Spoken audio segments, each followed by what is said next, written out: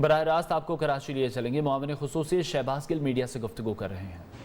दोबारा 6:53 में, माफ कीजिएगा, दोबारा मुशर्रफ साहब से हुई और ये डील इख्तिताम पजीर हुई है। लिखा हुआ है यहाँ सब कुछ, मैंने नहीं लिखा।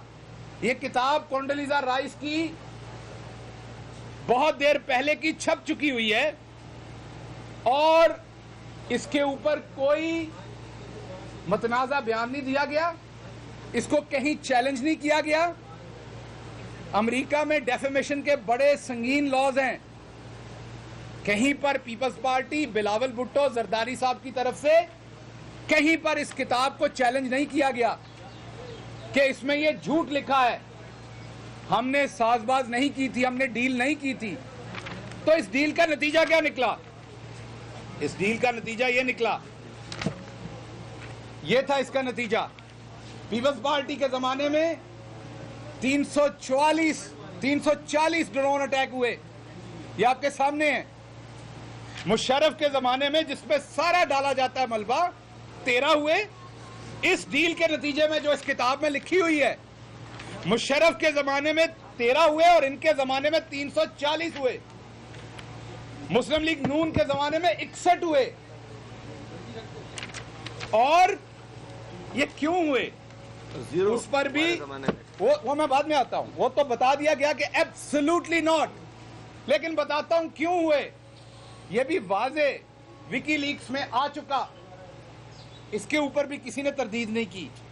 बड़ा वाजे लिख दिया गया कि Pakistan quietly approved drone attacks, US special unit. Zardari साहब ने ड्रोन अटैक अप्रूव किए और उनको इसके साथ कोई प्रॉब्लम नहीं था। चले, वो तो बाहर की खबर थी, जियो न्यूज तो यहां था ना, उस पर केस किया जा सकता था। ये जियो न्यूज की स्टोरी है। Drone attack do not bother president Zardari, ये मैं नहीं कह रहा, ये जियो न्यूज की स्टोरी है, सितंबर 24, 2010। तो ये थी जो इस किताब में वाजे लिखा गया था कि एक डील की, जिसको कोंडोलीजा राइस साहबा ने इनिशिएट किया, फैसिलिटेट किया, मोहतरमा की और मुशर्रफ की डील कराई।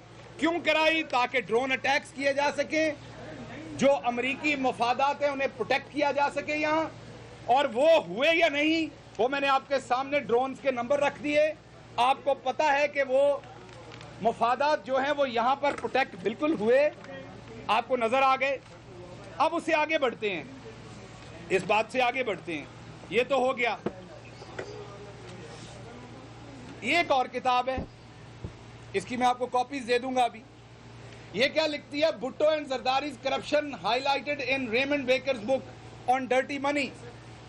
ये रेमंड बेकर की ये बुक है, वो बताती है कि ये मुआहदे किए क्यों गए थे, डर क्या था। ये साजबाज मगरबी दुनिया के साथ की क्यों गई थी? ये इसलिए की गई थी कि अपनी गंदा पैसा मनी लॉन्ड्रिंग का, जो यहां अयान अली और दूसरों के थ्रू जाता है, वो उनके पास पड़ा हुआ था। तो अपने मालिकान को खुश करने के लिए, अपना पैसा बचाने के लिए ये डील्स की गई जो मैंने आपको अभी बताई हैं। तो आज मैं ये बातें क्यों कर रहा हूं, आपका सवाल होगा। आज मैं इसलिए बातें कर रहा हूं कि आपने एक फिल्म देखी होगी, शाहरुख खान है उस फिल्म में, और उनका एक फेमस डायलॉग है, मैं हूं ना। अब बिलावल साहब अपने तमाम मतवलियों के साथ वाशिंगटन पधार रहे हैं, ये कहने के लिए कि इमरान खान ने कहा है बेसिस। जब आपने इमरान खान से कहा कि बेसिस दोगे, तो उसने कहा एब्सोल्युटली नॉट, बिल्कुल नहीं। तो मैं हूं ना, अब मुझे लाइए। आप ड्रोन अटैक करना चाहते हैं, इमरान खान ने कहा है एब्सोल्युटली नॉट, तो मैं हूं ना, मैं करूंगा। आप पाकिस्तान के ऊपर जो आपका अपना नेशनल इंटरेस्ट है वो लाना चाहते हैं, और उस पे इमरान खान ने कहा एब्सोल्युटली नॉट। ये कहेंगे व्हाई नॉट? तो भाई हम कहेंगे हमें नौकरी दें, व्हाई नॉट, हम सब कुछ करके देंगे। इमरान खान ने कहा we are partner in peace but we are not partner in conflict. हम जंग में साथी नहीं है, अमन में हर तरह के साथी हैं। बिलावल साहब जाके कहेंगे साथी क्या बात है, हम आपके गुलाम हैं, आप हुकूमत में लाए हमें, हम सब कुछ करने को तैयार हैं। तो बिलावल साहब वाशिंगटन जा रहे हैं नौकरी की अर्जी लेने, बट बिलावल को एक बात बता दूं, आप वहां शूटिंग तो करने जा रहे हैं, मैं हूं ना की, लेकिन पाकिस्तान बदल चुका है, पाकिस्तान का मीडिया बदल चुका है, पाकिस्तान की आवाम बदल चुकी है, अब आपकी अपोजिशन जो है वो बदल चुकी है। यहाँ हलीम आदिल शेख जैसा अपोजिशन लीडर भी बैठा है, जिसको ना आप असेंबली में बोलने देते हैं ना घुसने देते हैं, क्योंकि आपको डर है इसकी आवाज से। और ऊपर सबसे बड़ी बात, इमरान खान बैठा है। आप लोगों की ऐसी की तैसी अब आप ऐसी डीलें करें, अब ऐसी डीलें करने नहीं देंगे, मादरे वतन के इंटरेस्ट को अब बेचने नहीं देंगे किसी को। हम किसी भी दुनिया के मुल्क के साथ हैं पीस के लिए, अमन के लिए कोई भी पांव बढ़ाए, एक कदम बढ़ाए, हम 10 बढ़ाएंगे, क्योंकि हम अमन कायम करना चाहते हैं। प्राइम मिनिस्टर ने वाजे कर दिया कि अफगानिस्तान में अगर पीस का किसी को फायदा है तो सबसे ज्यादा पाकिस्तान को है। जिसको अफगानिस्तान के अवाम अपनाएंगे हम उसको वेलकम कहेंगे, लेकिन आप ये जो अर्जियां लेके जा रहे हैं वॉशिंगटन, ये हम नहीं होने देंगे। और आखिरी बात मैं यहां करता चलूं कि इन्होंने ना यहां पब्लिक अकाउंट्स कमेटी में अपोजिशन को किसी किस्म की नुमाइंदगी दी, ना इन्होंने पार्लियामेंट किसी कमेटी में दी, ना ये अपोजिशन लीडर को बोलने देते हैं। मैं अभी पार्लियामेंट में नहीं हूं, इंशाल्लाह अभी देखेंगे अगले इलेक्शन में मेरा लीडर क्या फैसला करता है उसके बाद।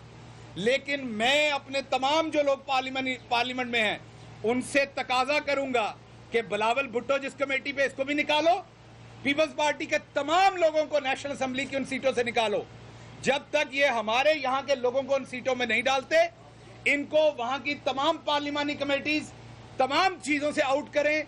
जो सलूक ये यहां कर रहे हैं, let them face their own medicine, और इन्हें समझ आए कि इनको वहां कैसे ट्रीट किया जाता है और ये अपोजिशन को यहां कैसे ट्रीट करते हैं। और आखिरी बात मैं करता चलूं कि आखिरी 2 महीनों में चौधरी फवाद हुसैन ने पूरी काविश से जितने बकाया जाते मीडिया के तकरीबन 70 करोड़ के, वो फवाद चौधरी ने दिन रात लगा के अदा किए हैं। अब हम मीडिया के मालिकान से गुजारिश करते हैं, जो कोरोना में तनख्वाहें कम की थी उन्हें भी रिवर्स करें, और जो पैसे दिए गए हैं गवर्नमेंट की तरफ से 70 करोड़, उसमें से चलो 2% हिस्सा ही सहाफ़ी तक भेज दो। तो अब सहाफ़ी की तनख्वाह भी टाइम पे मिलनी चाहिए।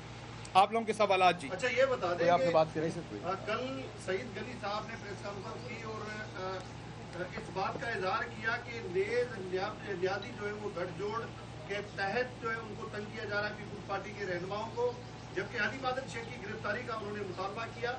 आज वो इस्लामाबाद भी पहुंचे हुए हैं और वो कह रहे हैं कि जो नेब चेयरमैन है वो ब्लैकमेल हो चुके हैं। क्या वाकई ऐसा है कि आप उसको ब्लैकमेल करके अपनी मर्जी के फैसले करवाते हैं, अपनी मर्जी से लोगों को अरेस्ट करवाते हैं? हलीम आदिल की गिरफ्तारी का मुतालबा, ये आपकी बड़ा अच्छा सवाल है, इसका जवाब बिल्कुल देना बनता है। देखिए, 2 बातें, जिस तरह की नैब की मुसीबत में पीपल्स पार्टी, अल्लाह सबको लाए। कौन है मुझे कोई एक बता दीजिए, सवाए खुर्शीद शाह साहब के, वो तो अंदर खुद मजे से बैठे हैं, क्योंकि बाहर आएंगे तो और मसाइल हैं उनके लिए। जरदारी साहब लेविश जिंदगी गुजार रहे हैं, बिलावल को किसी ने अभी तक पूछा नहीं। हमारे ऑनरेबल चीफ मिनिस्टर सिंध के, उन्होंने क्या क्या गुलनी खिलाए हुए करप्शन के, उनको तो अभी तक पूछा नहीं। यहाँ पर एक डॉक्टर साहब थे जिन्होंने सारे नालों पे कब्जा कर लिया, सारे पाकिस्तान के लोगों को पैसे ले ले के मेडिकल स्कूलों के लाइसेंस दे दिए, पेट्रोलियम के दे दिए। डॉक्टर आसिम साहब, उनको तो किसी ने पूछा नहीं। यहाँ पे एक मेमन साहब थे, बेशुमार पैसा उनके पास से निकला। हमारे वाले से शहद की बोतलें निकली थी, आज तक बात चल रही है। वहां तो अस्पताल के अंदर नमूने बदल गए। इधर किसको पूछा गया भाई?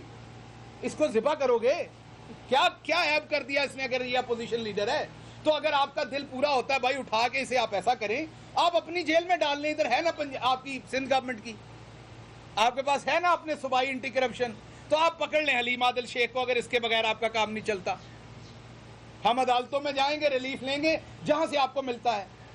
नैब ने जिस बंदे के बारे में केसेस देखे वो नैब में खुले, और हमने उसे खुले दिल से कबूल किया।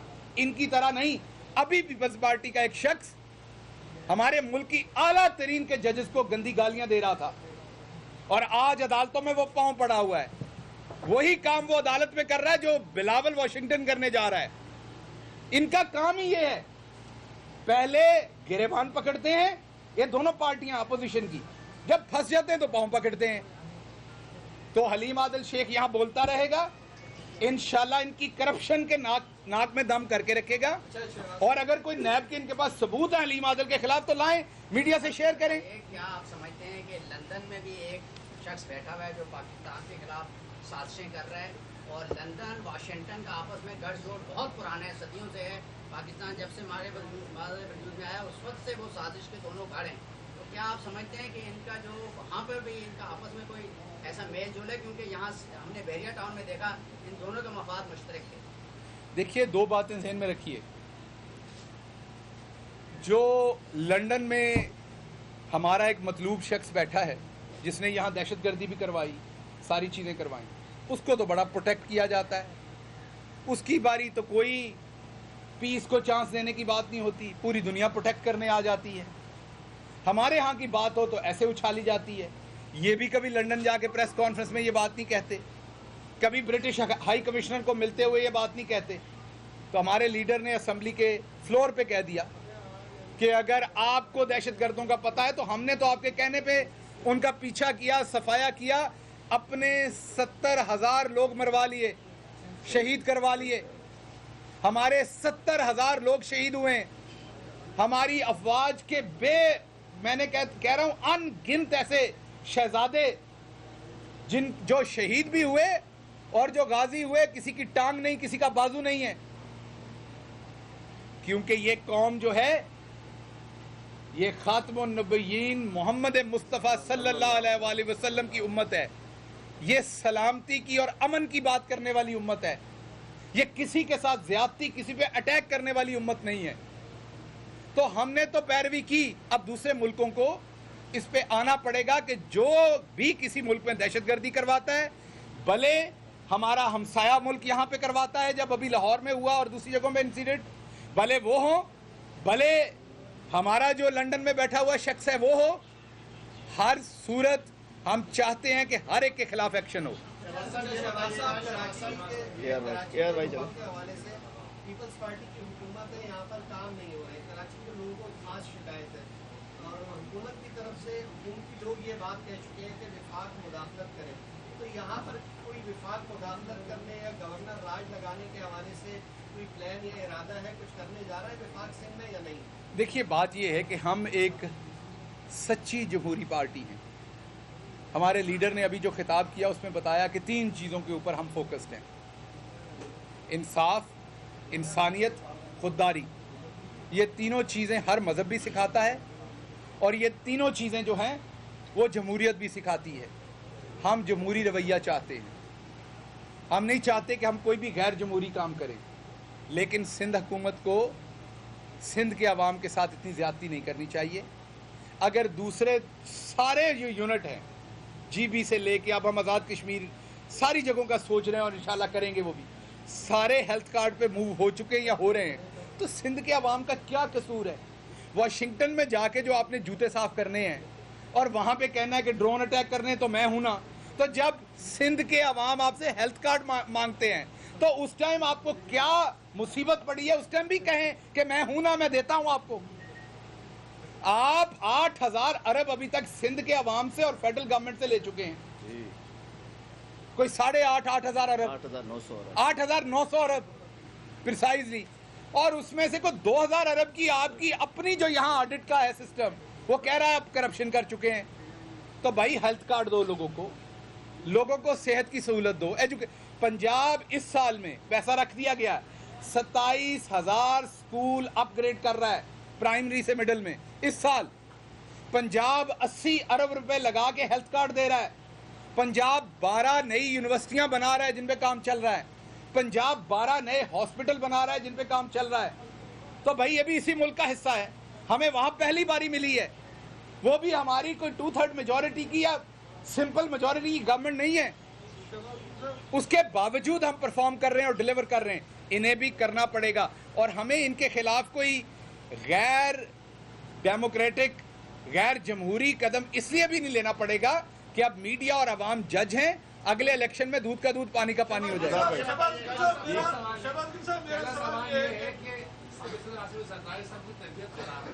हुकूमत ये अरकान कह रहे हैं कि जब भी न्याय की पेशी आती है तब उनकी खराब हो जाती है। दूसरी बात ये कि आपकी बातों से ऐसा लगता है कि जैसे बिलावल का नाम अब ECL में आने वाला है। देखिए, दो बातें जहन में रखिएगा कि हम किसी की बीमारी के ऊपर सियासत नहीं करते, हम किसी की बीमारी पे सियासत नहीं करते, ना किसी की मौत पे सियासत करते हैं। मैं पिछली दफ़ा आया, मुझे बहुत अफसोस हुआ देख के। सिंध में मैं आया, एक खुदा की कसम बैनर नहीं था शारा फैसल के ऊपर, मोहतरमा की बर्थडे थी, एक बैनर नहीं था। क्या इनको खुशी नहीं है मोहतरमा के पैदा होने की? केक काटा इन्होंने एक दो जगह पे, मुझे पता है। और जब उनकी शहादत का दिन है तो हर जगह बैनर होते हैं। मौत बेचते हैं, जिंदगी नहीं बेचते ये लोग। लाशों पे सियासत करते हैं, तो जिंदगी पे क्यों नहीं? जब एक बड़ा लीडर दुनिया में आता है तो कितना जश्न किया जाता है हर जगह पे, क्योंकि वो दुनिया में आया जो उसने कंट्रीब्यूट किया। जब वो दुनिया से गया, इसमें कोई शक नहीं कि वो गम का मोमेंट है। हम सबको उसमें पुरसा देना चाहिए, हम सबको कंधा देना चाहिए पीपल्स पार्टी के वर्कर को। वो हमारे लिए भी मोहतरम थी, उनकी शहादत हमारे लिए भी दुखी है। लेकिन मैं सवाल ये पूछ रहा हूं कि उनकी पैदाइश में तो ये चुप रहते हैं, तो ये लाशों की और बीमारी की सियासत ये करते हैं। अल्लाह मियां जरदारी साहब को सेहत दे, और बिलावल साहब को ECL पे क्या डालना है, वो पहले ही ECL पे हैं बेचारे। एक सवाल आपने कहा बिलावल का ECL में, बेचारा खेलने के नाम है उसका, PCL में नाम आ सकता है, ECL में जरूरत नहीं है।